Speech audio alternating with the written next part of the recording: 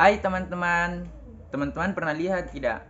Bayi yang tidak bisa berguling, merangkak, duduk, dan berjalan atau terdapat bagian tubuh yang sangat kaku. Atau yang hanya menggunakan satu sisi tubuh saja dalam beraktivitas. Misalnya, menopang tubuh hanya dengan tangan dan kaki saja. Ya, atau bahkan teman-teman pernah lihat orang yang tidak bisa bicara atau lambat dalam berbicara. Nah, itu semua adalah ciri-ciri dari cerebral palsy. Nah, ayo kita bahas lanjut apa itu cerebral palsy dan terapi apa yang dapat diberikan.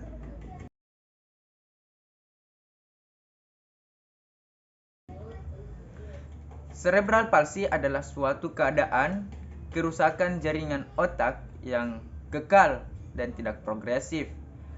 Terjadi pada waktu masih muda atau sejak dilahirkan, serta merintangi perkembangan otak normal dengan gambaran klinik dapat berupa selama hidup dan menunjukkan kelainan dalam sikap dan pergerakan, disertai kelainan neurologis berupa kelumpuhan spastik, gangguan ganglia basal, dan cerebrum, juga kelainan mental.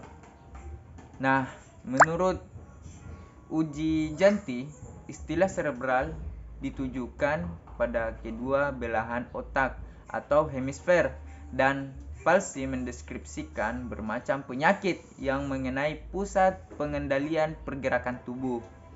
Jadi, penyakit tersebut tidak disebabkan oleh masalah pada otot atau jaringan saraf tepi, melainkan terjadi perkembangan yang salah atau kerusakan pada area motorik otak yang akan mengganggu kemampuan otak untuk mengontrol pergerakan dan postur secara kuat.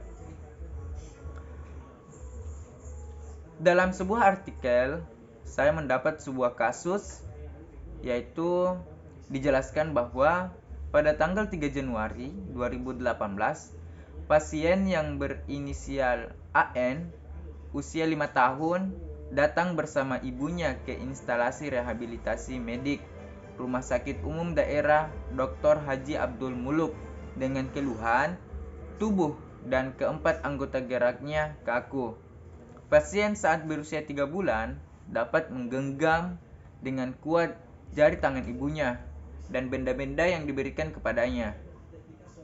Pasien dapat tengkurap saat berusia 5 bulan, namun belum dapat mengangkat kepalanya sendiri.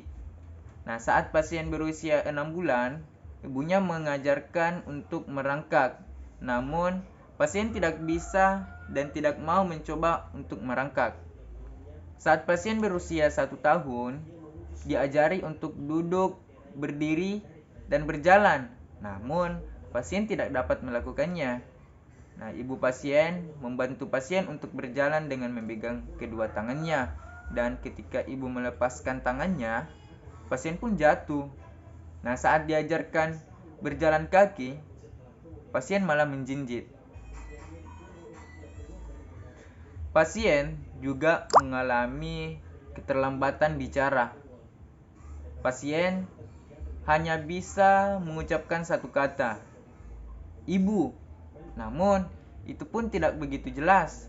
Pasien berespon bila dipanggil namanya, namun tidak menoleh ke arah sumber suara. BAK dan BAB tidak ada keluhan. Ibu pasien menyadari bahwa anaknya mengalami keterlambatan bicara, duduk, dan berjalan yang seharusnya dapat dilakukan sesuai usianya. Akhirnya, ibu pasien membawa pasien ke dokter spesialis anak dan dokter tersebut merujuk pasien ke bagian instalasi rehabilitasi medik. Dari hasil pemeriksaan, anak didiagnosis sebagai cerebral palsy.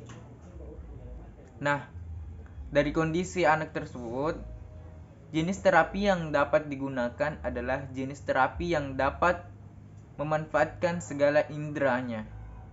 Terapi yang dimaksud adalah terapi yang memanfaatkan indera pendengaran, indera penglihatan, dan indera perabaan. Dianggap bahwa terapi jenis seperti ini dapat memberikan keefektifan dalam melatih berbicara. Metode atau teknik pembelajaran yang bervariatif dan menyenangkan akan memicu anak untuk lebih giat belajar.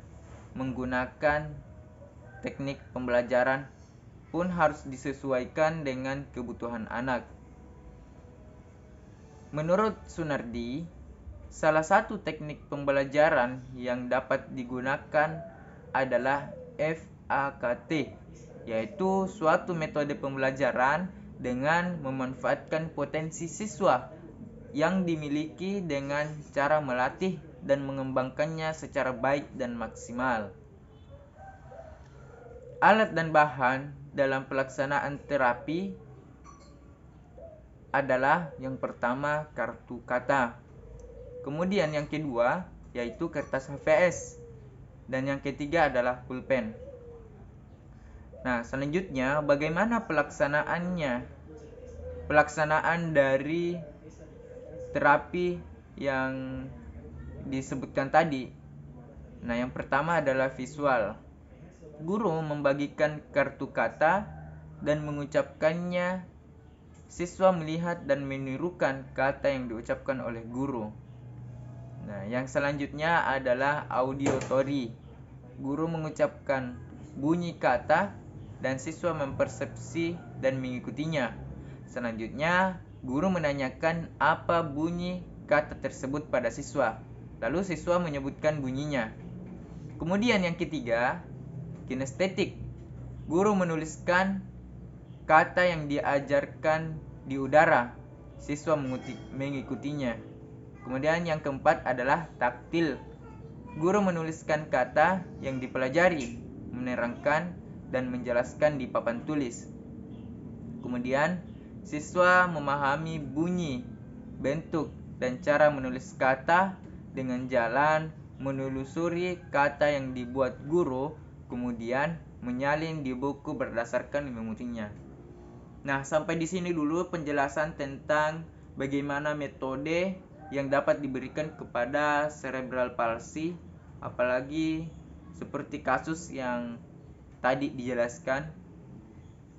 Nah, saya Wahyudi HN, mahasiswa pendidikan luar biasa Universitas Negeri Makassar, pamit undur diri.